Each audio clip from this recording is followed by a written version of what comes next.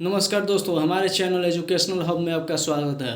Video को like करें, channel को सब्सक्राइब करें। तो आज का हमारा टॉपिक है सिटी ईवी के बारे में। ठीक है, सिटी ईवी को हम क्लब फ्रूट के नाम से भी जानते हैं। अब आप पूछिएगा कि इस क्लब फ्रूट क्यों नाम रखा गया है। ठीक है, तो इसको इस कंडीशन में क्या होता है, जो हमारा पैर होता है वो गुल्फ की तरह हो जाता है। ठीक है, गुल्फ मतलब आप समझ रहे हैं, गुल्फ जो गेम है ना, ऐसे होकर ऐसे जो गुल्फ गेम होती है। ठीक है, तो उस पे ये रखा गया है, नाम को रखा गया है। ठीक है, क्लब फूड्स। तो आगे हम देखते हैं सी टी ई वी के बारे में। ठीक है, तो सी टी ई वी का फुल फॉर्म होता है कंजेनाइटल टेलिपस इक्वाइनोवायरस। ठीक है, तो सबसे पहले हम देखेंगे कंजेनाइटल का मतलब होता है फ्रॉम बर्थ। कोई भी कंडीशन, कोई भी बीमारी अगर आपको फ्रॉम बर्थ है, जन्म से ही है, जन्म के बाद अगर नहीं हुई है तो उसको हम कंजेनाइटल बोलते हैं। ठीक है, टेलिपस का मतलब यहाँ पे दिया हुआ है। टेली मतलब होता है टेलस जो होता है हमारा टार्सल बोन होता है। ठीक है, और पस का मतलब होता है फुट। तो यहाँ पे लिखा गया है talus act as foot. Talus जो होता है वो फुट पे एक्ट करता है। ठीक है, इक्वाइनो का यहाँ पे मतलब बताया गया प्लांटर फ्लेक्शन, हिंड फुट और एंकल जॉइंट। ठीक है, और वेरस को मैंने यहाँ से ऐसे घुमा करके यहाँ पे लाया हील इन्वर्जन। ठीक है, तो यहाँ पे देखिए हील का इन्वर्जन हुआ है। यहाँ पे देखिए पैर, मैंने एक छोटा सा डायग्राम बनाया है। तो पैर जो होता है बच्चों का वो इस तरह एकदम गुल्फ का जो होता है ना, मारने वाला जो डंडी होता है, जो जिसको गुल्फ कहते हैं, एकदम वैसा हो जाता है पैर। ठीक है, एकदम मुड़ जाता है। ठीक है, भी का वो लेता है ऐसे। ठीक है, तो यहाँ पे देखिए, अभी आगे में देखिए इसके बारे में एक दो लाइन और है। यहाँ पे क्या लिखा गया है, ऑल सी टी ई वीज आर क्लब फूट। जितने भी सी टी ई वीज हैं वो क्लब फूट होते हैं, but all club foots are not C T E V. ठीक है, C T V is one of the cause of the club foot. C T V जो है वो क्लब फूट का एकमात्र काउज होता है। ठीक है, जिसको हम सी टी ई वी कहते हैं। तो नेक्स्ट हम देखेंगे अभी इंट्रोडक्शन। ठीक है, अभी उसके बारे में मैंने ऐसे ही थोड़ा बहुत लिखा था, अभी इंट्रोडक्शन देखते हैं। ठीक है, सारा लैंग्वेज इजी में लिखा हूँ, एकदम इजी लैंग्वेज है, आपको खुद समझ में आ जाएगा, मुझे बहुत ज़्यादा समझाने की ज़रूरत नहीं पड़ेगी। ठीक है, तो चलिए शुरू करते हैं। यहाँ पे देखिए क्या, congenital talipes equinovarus C T E V commonly known as club foot. ठीक है, is one of the most common congenital musculoskeletal deformity. ठीक है, among new borns although it's called congenital. ठीक है, it is not an embryonic malformation but is development deformation occurring during second trimester। ठीक है, सारा easy language है, आपको खुद समझ में आ जाएगा। तो यहाँ पे देखिए फिर सेकंड में क्या लिखा है कि in this condition the foot range is abnormalities usually present at the birth in which babies foot is twisted out of shape और पोजीशन। ठीक है, नीचे में देखिए क्या लिखा है, in this condition tissue connecting the muscles to bone are shorter than usually. यहाँ पर आपको समझ में खुद आ गया होगा, या फिर मैं बस बता भी देता हूँ इसमें क्या कह रहा है कि जो हमारा शरीर का जो पैर का जो मसल होता है या फिर बोन का जो लिगामेंट और टेंडन होता है वो शॉर्टर हो जाता है यूजुअली, मतलब कि एज ए नॉर्मल कंडीशन से। तो बेबी का जो पैर होता है जो ट्विस्टेड हो जाता है, शॉर्ट हो जाता है, टर्न हो जाता है। ठीक है, अब नॉर्मल हो जाता है। ठीक है, यहाँ पर देखिए मैंने लिखा है इंसिडेंस मतलब कि ये इसका रेशियो क्या है, 1:1000, मतलब ये केस 1000 में से किसी एक बच्चे को निकलता है। ठीक है, तो यहाँ पे काउजेज देख लें हम कि काउजेज में भाई क्या क्या है। तो यहाँ पे idiopathic, it exact causes unknown, इसका जो एग्जैक्ट काउज होता है वो अननोन होता है। इडियोपैथिक का मतलब होता है कंजेनाइटल। ठीक है, जो कंजेनाइटल से ही है। यहाँ पे देखिए न्यूरोलॉजिकल, तो न्यूरोलॉजिकल में कौन कौन सा कंडीशन होता है, तो सेरिब्रल पाल्सी जिसको होता है उसको हो जाता है, प्रीनियल नर्व इंजरी वाले को हो जाता है, स्पाइन प्रॉब्लम्स जिसको होती है उसको, जिस बच्चे को होती है उसको होता है। ठीक है, फैक्ट देखिए बाइलैटरल होता है ये 50% तक, ठीक है। जेनेटिक इनहेरिटेंस होता है, ठीक है। कैन अफेक्ट दी सिबलिंग्स, और जेनेटिक इनहेरिटेंस होता है और ये सिबलिंग्स को भी मतलब ये अफेक्ट डाल सकता है, ठीक है। एसोसिएटेड डिसऑर्डर यहाँ पे देख लीजिए क्या है। Development dysplasia of hip spine problem, ठीक है। यहाँ पे क्या है, इसमें क्या होता है कि जो डेवलपमेंट डाइस्प्लेसिया इन ऑफ हिप होता है, ठीक है। तो इसमें क्या होता है कि जो हिप का हमारा जो अफेक्टेड साइड होता है उसमें जो हमारा फीमर का हेड होता है वो जो होता है वो बेबी का जो एसिटाबुलम होता है उससे मतलब ज़्यादा दूरी पे होता है, थोड़ा साइड में हो जाता है, ठीक है। या फिर स्पाइन प्रॉब्लम, ठीक है। तो स्पाइन प्रॉब्लम क्या होता है कि स्पाइनल कॉर्ड में जिसका प्रॉब्लम होता है उसको होता है, ठीक है। ये फैक्ट। यहाँ पे देखिए डिफॉर्मिटीज़ के बारे में, ठीक है। अभी हमने फैक्ट देखा, यहाँ पे देख लीजिए डिफॉर्मिटीज़ के बारे में कि डिफॉर्मिटीज़ क्या है। तो डिफॉर्मिटीज़ का एक छोटा सा फॉर्मूला आप याद करना चाहें तो याद कर सकते हैं, कैव, ठीक है। कैवस ऑडोक्सन वेरस इक्वेनस, ठीक है। कैवस और ऑडोक्सन दोनों एक ही में होता है, ठीक है। 4 foot and mid tarsal joint, ठीक है, सॉरी मिड टार्सल ज्वाइंट, ठीक है। और वेरस में क्या होता है कि हिंड फुट में होता है, सब टेलर ज्वाइंट पे होता है। इक्वेनस मतलब हिंड फुट और एंकल ज्वाइंट पे होता है इसका डिफॉर्मिटी, ठीक है। चलिए रिस्क फैक्टर देख लेते हैं भाई साहब, रिस्क फैक्टर में क्या क्या है। तो यहाँ पे रिस्क फैक्टर हम देखेंगे सबसे पहले फैमिली हिस्ट्री, मतलब परिवार का क्या क्या हिस्ट्री है, ठीक है। Congenital conditionalities that are present at birth such as spina bifida, ठीक है। जो बच्चे का जो बर्थ के टाइम पे अगर स्पाइना बाइफिडा में प्रॉब्लम है, स्पाइना बाइफिडा जी किसको कहते हैं, तो जो स्पाइन जो होता है वो अच्छे से नहीं बन पाता है, वो बल्ज आउट हो जाता है, उसको हम स्पाइना बाइफिडा कहते हैं, ठीक है। तो यहाँ पे ये हो गया एक लाइन। दूसरा लाइन यहाँ पे इन्वायरमेंटल, स्मोकिंग ड्यूरिंग प्रेगनेंसी। अगर प्रेगनेंसी के ड्यूरिंग में अगर आप स्मोकिंग कर रहे हैं तो ये रिस्क फैक्टर है।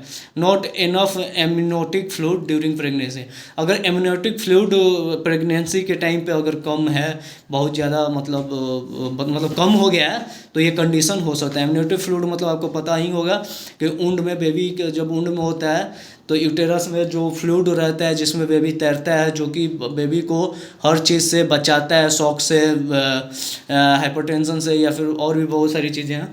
तो वो फ्लूइड अगर कम हो जाता है तो ये कंडीशन देखने को मिलता है, ठीक है। तो यहाँ देख लेते हैं अब हम sign and symptoms. The top of foot is usually twisted downward and inward, ठीक है। यहाँ पे लिखा हुआ है एंड इनवर्ड, ठीक है। तो यहाँ पे क्या कह रहा है कि जो फूड का टॉप होता है वो ट्विस्टेड हो जाता है डाउनवर्ड की तरफ और इनवर्ड की तरफ, ठीक है। अब यहाँ पे देखिए सेकेंड लाइन में क्या है, the foot may turn so severely that it actually looks as if it's upside downward, sorry upside down, ठीक है। दूसरा लाइन क्या है, the affected foot and the affected foot और leg may be slightly shorter, ठीक है।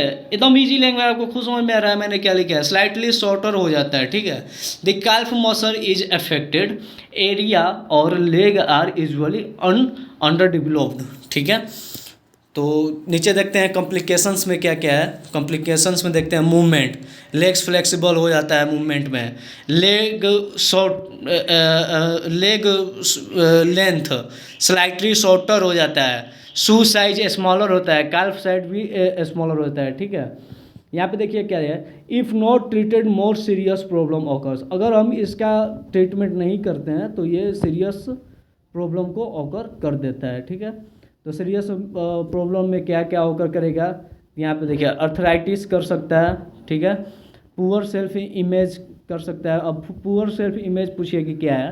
Poor self image का मतलब होता है जब बच्चा धीरे धीरे बड़ा होता है, उसको वो देखता है कि भाई और बच्चों से मेरा जो पैर है वो अब नॉर्मल है, तो वो अपने आप में वो इमेजिनेशन करने लगता है कि हम विकलांग हैं या फिर क्या हैं, वगैरह वगैरह बहुत सारी बातें सोच करके वो टेंशन में होने लगता है, ठीक है। इनएबिलिटी टू वॉक नॉर्मली, और नॉर्मली चलने में उसको प्रॉब्लम होती है, ठीक है। नेक्स्ट पेज में देखेंगे क्या है, प्रॉब्लम इन वॉकिंग एडजस्टमेंट, और चलने में उसको प्रॉब्लम होगा, ठीक है, एडजस्ट करने में। डायग्नोसिस देखिए क्या है, तो डायग्नोसिस कुछ खास नहीं है, बस सिंपल सा है, याद कर लीजिए। हिस्ट्री कलेक्शन, फिजिकल एग्जामिनेशन करेंगे, एक्सरे तो करेंगे ही करेंगे, और यूएसजी करेंगे प्रेगनेंसी के टाइम पे। यहाँ पे देखिए मैनेजमेंट भी छोटा सा मैंने लिखा है, बहुत ज़्यादा नहीं लिखा है, सिंपल सिंपल से सारी चीज़ें लिखी हुई हैं। तो the treatment should be started in first और सेकेंड वीक। जो ट्रीटमेंट होना चाहिए वो फर्स्ट और सेकेंड वीक में स्टार्ट हो जाना चाहिए after the birth, because the new born baby bones, क्योंकि जो न्यू बॉर्न बेबी का बोन होता है वो बहुत ही फ्लेक्सिबल होता है और फ्लेक्सिबल होता है, ठीक है। तो फीचर्स देखेंगे क्या है। मैनेजमेंट समझ गए कि मैनेजमेंट में क्या करना है कि बेबी को बर्थ के फर्स्ट या सेकेंड वीक के बाद उसके ट्रीटमेंट को स्टार्ट कर देना है, क्योंकि बेबी का जो बोन होता है और जॉइंट और टेंडन जो होता है वो बहुत ही ज़्यादा फ्लेक्सिबल होता है। और फीचर्स देखेंगे, फीचर्स में क्या क्या है, ठीक है।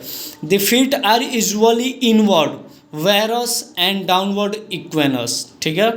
इट कैन बी यूनिलैटरल और बाइलैटरल, समझ रहे हैं आप, सिंपल से। जो फीट यूजुअली इनवर्ड हो जाता है, वेरस या डाउनवर्ड में डाउनवर्ड की तरफ हो जाता है। इट कैन यूनिलैटरल, ये ज़्यादातर यूनिलैटरल होता है और बाइलैटरल भी होता है, मतलब एक पैर में या फिर दोनों पैर में भी होता है। यहाँ पे देखिए टाइप्स ऑफ क्लब फुट, यहाँ पे टाइप्स मैंने लिखा है कितने प्रकार के टाइप्स होते हैं, कौन कौन से टाइप्स होते हैं। तो सबसे पहला टाइप्स है टिपिकल क्लब फुट। तो इसके बारे में मैंने थोड़ा सा लिखा है। Classic club foot are required Ponseti protocol of management, Ponseti protocols of management, ठीक है। यहाँ पे सेकेंड लाइन में क्या है, पोस्चरल और पोजिशनल क्लब फुट, ठीक है। तो इसका लिखा है secondary to intrauterine crowding, it's flexible and occasionally needs 1 to 2 plaster, ठीक है। और टिपिकली क्लब फुट में क्या है कि subtype where in the feet are chubby, ठीक है, stiff, short and deep, creases and short metatarsal. These are usually difficult to treat and need more expertise, ठीक है। सिंड्रोमिक क्लब फुट में क्या है, associated with the various syndrome, यहाँ पे कुछ सिंड्रोम के साथ एसोसिएट किया गया है। तो देखिए यहाँ पे क्या है, स्टिकर डायस्प्लेसिया, पियर्स रॉबिन सिंड्रोम, ठीक है, ये सब सिंड्रोम का नाम है। फ्रीमैन सेल्डोन सिंड्रोम, ठीक है। एर्थ्रोग्राइसिपोसिस मल्टीप्लेक्स कंजेनाइटल्स, ठीक है। यहाँ पे देखिए क्या है, neurogenic club foot associated with the spinal dystrophies, meningoceles and और अदर न्यूरोलॉजिकल कंडीशंस, ठीक है। अब यहाँ ट्रीटमेंट देखेंगे क्या क्या है। ट्रीटमेंट हम दो प्रकार से देंगे, ठीक है, स्ट्रेचिंग एंड कास्टिंग, ठीक है, कास्टिंग, स्ट्रेचिंग एंड कास्टिंग, और पोंसेटिक मेथड इसको कहेंगे, ठीक है, और सर्जरी। तो सबसे पहले देखेंगे पोंसेटिक मेथड में क्या होता है। It is most common treatment for the club foot, ये सबसे कॉमन ट्रीटमेंट होता है क्लब फुट के लिए, ठीक है। In this condition doctor move babies foot into the correct position. इस कंडीशन में क्या करते हैं कि डॉक्टर जो होता है वो मूव करता है बेबी के फुट को इनकरेक्ट पोजीशन में मूव करता है, ठीक, and then place it in a cast to hold it there, और उसको कास्ट में प्लेस्ड करता है होल्ड करने के लिए, ठीक है। यहाँ पे देखिए क्या है, the reposition and recast of baby foot once a week. जो रिपोजिशन होता है और जो रिकास्ट करते हैं हम, रिकास्ट मतलब हम करते हैं, रिकास्ट के कास्ट का मतलब होता है कि बेबी के पैर को कोई चीज़ से कास्ट करते हैं, ठीक है, और इसको हम वीक में एक बार जरूर करते हैं, ठीक है, फॉर सेवरल मंथ, मतलब बहुत महीने तक। Minor surgery also done to lengthening the tendon, छोटा मोटा सर्जरी कर सकते हैं इसमें लेंथनिंग टेंडन करने के लिए, ठीक है। और उसके बाद देखिए यहाँ पे क्या कह रहा है, after the shape of the babies foot is released it will be maintained with following process. अगर बेबी का जो शेप ऑफ बेबी का फुट जो है वो मतलब मेंटेन हो जाता है, तो उसके बाद हम क्या करते हैं कि ड्यूरिंग स्ट्रेचिंग एक्सरसाइजेज, तो स्ट्रेचिंग एक्सरसाइजेज हम देने लगते हैं बेबी को, ठीक है। Putting child into the special shoes और ब्रास, बच्चे को स्पेशल शूज में, जूते में और ब्रास में हम रखते हैं, पहनाते हैं, ठीक है। चाइल्ड हियर्स दिस शूज और brace as long as needed, usually 3 months, कम से कम 3 महीने तक इस चीज़ को हम देते हैं, ठीक है, ठीक है। तो यहाँ पे अब देखेंगे हम सर्जरी कंडीशन। पिछले कंडीशन में हम देखे थे पंसेटिक मेथड, अब हम देखेंगे सर्जरी मेथड, ठीक है। यहाँ पे देखिए क्या कह रहा है, if condition is severe and doesn't respond to non surgical treatment, अगर कंडीशन सीरियस हो गया है और रिस्पॉन्स नहीं कर रहा है नॉर्मल ट्रीटमेंट से, तो हम सर्जरी करते हैं। During surgery surgeon can